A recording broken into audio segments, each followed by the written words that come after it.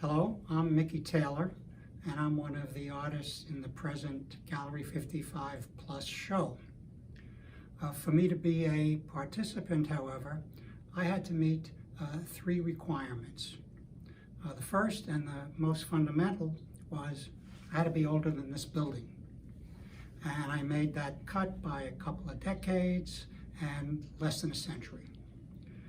The second requirement was that I was to provide a short bio and then a photograph of myself. Well, the bio is going to be on the wall behind me. For a photograph, the idea was a headshot, the kind of photograph actors use to send to agents and producers to try to get work. Well, I looked at photographs of myself that might be like a headshot, and it struck me that my headshots simply do not meet the standard of a George Clooney. If you are watching this, you understand perfectly. Jane Wilkinson, who put the show together, was kind enough to let me substitute then a self-portrait, oil painting adventures into narcissism. And the oil painting is, self-portrait is right over there.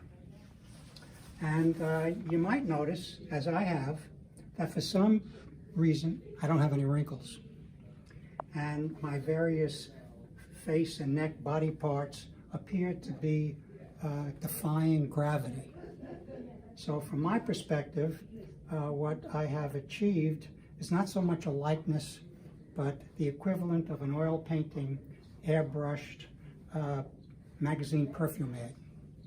But it met the requirements. The last requirement was that I'm to tell you something about my art, my paintings, how I go about things. Normally, this is done in person at the beginning of the show, but because of COVID, we're doing that electronically. When we go around, what you'll notice is I use a lot of bright colors. There is nothing symbolic about the colors. I just like bright colors, and I like some better than others. You'll also know that I tend to outline the images that I'm painting. Although I admire what's in museums, the subtleties and blendings, I gravitate to outlines.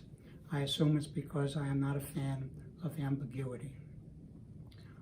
In painting outdoor scenes, I paint scenes usually from places that I know, I've been to, I understand them.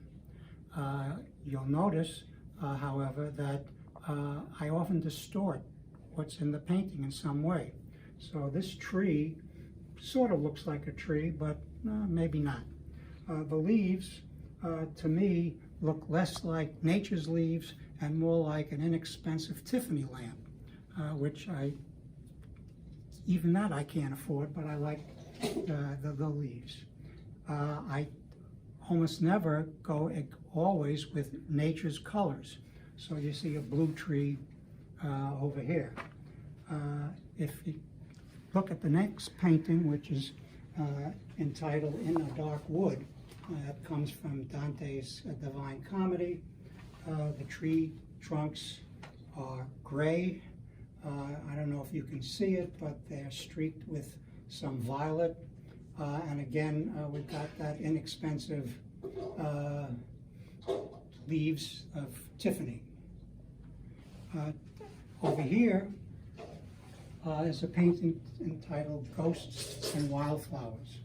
And you'll see I paint a number of ghost towns and abandoned buildings, and many of them have to do with Montana, where my wife and I spent many summers. We had a cabin there, and I fished there for many decades on the fall and the spring. And here we have a Montana ghost town, and ghost towns are usually not plumb, they're tilted, and I like, for some reason, those kind of angles and shapes, so ghost towns just fit nicely.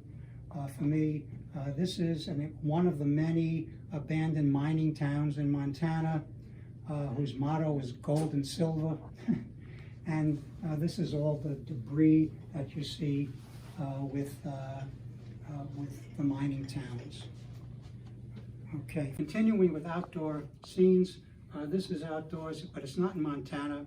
It's in the next to the driveway of our house.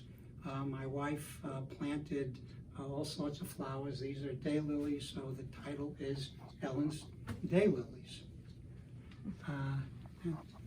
Over there is another, you would think, an outdoor scene, but it is actually a composite of photographs taken at the Chicago Botanic Garden from the indoor rooms, and oddly enough, the gardens are not in Chicago. They're about almost an hour north, closer to where we lived. And again, well, the colors are sort of natural, but I don't think I'd like to see too many of those plants in my house. Moving on this way. Mm-hmm.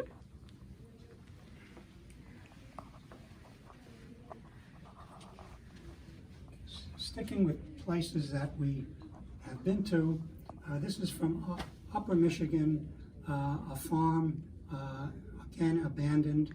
So this is titled The Last Crop. Again, the leaves look sort of like leaves, but really not natural. I just like those shapes better than others. I once read an artist saying that when you paint clouds, they shouldn't look like cotton balls or marshmallows. Well, I like marshmallows, and cotton balls seem okay to me, so marshmallow, cotton ball clouds. It's another abandoned building. This is a cabin in Montana. There are many abandoned cabins in Montana.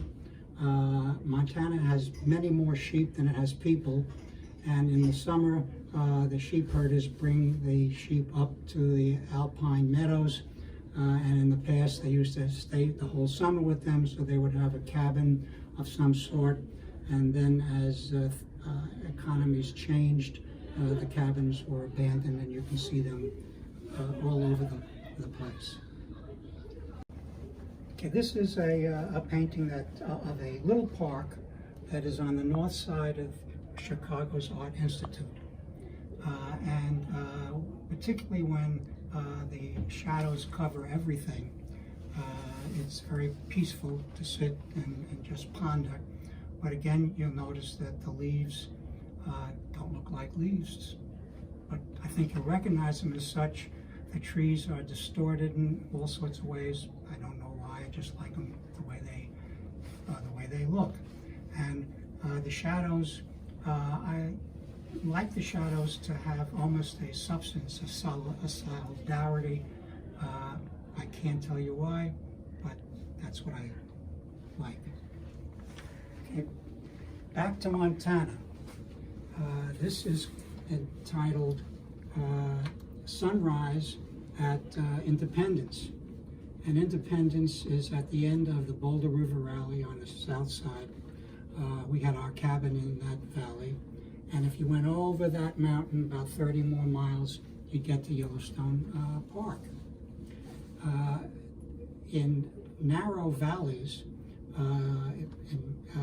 when the sun comes up from the east, it peaks over the edge of the eastern wall, and it hits the western wall. I hope you can see that.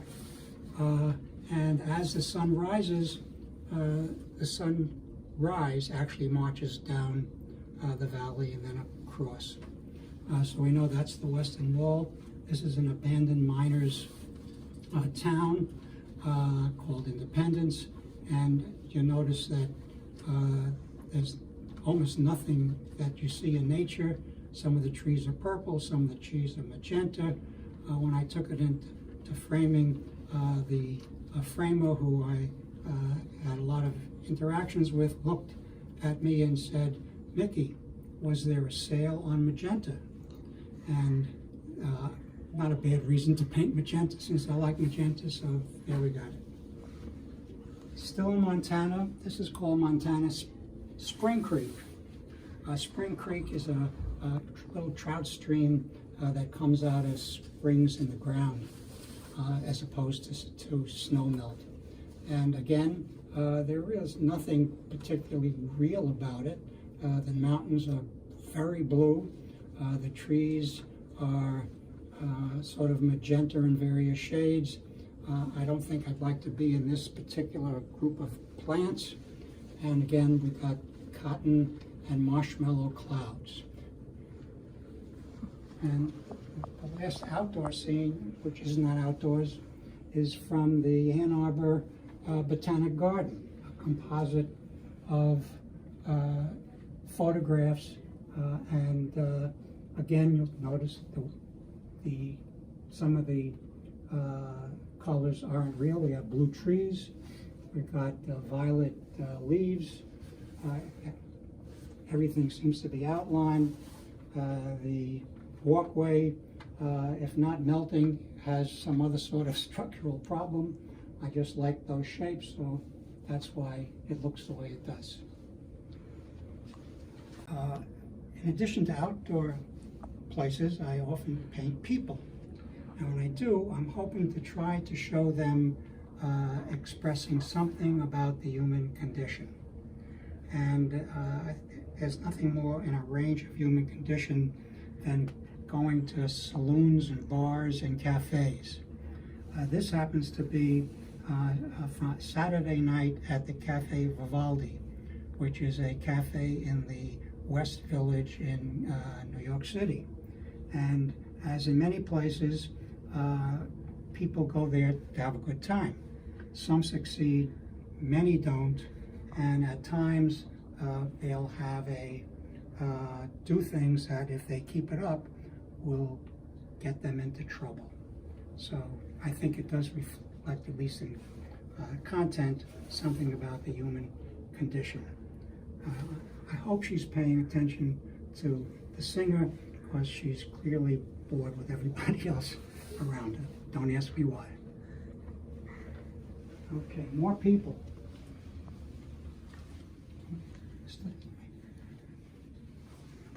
So this is called The Traveler.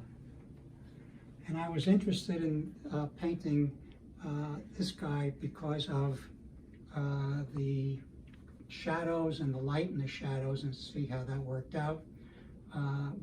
People who have looked at it, some say, oh, he's squinting at the sun. Some say, oh, he is angry. I have the foggiest idea which it is, and I suppose each viewer will have his or her own opinion. Okay, another example of the human condition, of course, is getting old. And that's a human condition for which I have literally been more painfully aware. This guy, an old man on a bench, he's staring out at something. I don't know what it is, but he doesn't look particularly happy about it. This trio is inspired by childhood memories of when I was living on the Upper West Side, and we were about a block from Broadway, and Broadway was divided by islands, and in the islands were vegetation, which of course was nothing but weeds, and at each end of the island was a sort of a sidewalk with benches, and in those days most of the shopping was done by the grandmas. And so there was no such thing as a supermarket, so they had to go from shop to shop, and in nice weather they would sit on a bench and chat, and so that's the title, is Shopper's Respite. And this guy is called Rainy Day. Two people who have been together forever, and as always helping each other out on this walk, which gets, of course, increasingly more difficult as they get older for everybody. And then lastly, may be in many people's future in the afternoon is this old guy taking a nap. I liked it because I wanted to try to show the shadows again as almost solid things rather than just the absence of light, and having someone take a nap seemed to me to be part of getting older from time to time. So that's actually the last painting. Whoever's watching, I want to thank you for taking that time. If there's any added thing is that I've had a show here once before, a couple of years ago, and the show opened in February, and 2 weeks later the entire country shut down. So now again we have COVID. So from your universal perspective, you have to decide whether this is just coincidence and it happens, or whether somewhere up there there's a cosmic art critic that is making some commentary. I'll leave it up to whoever's watching this, and thank you for watching.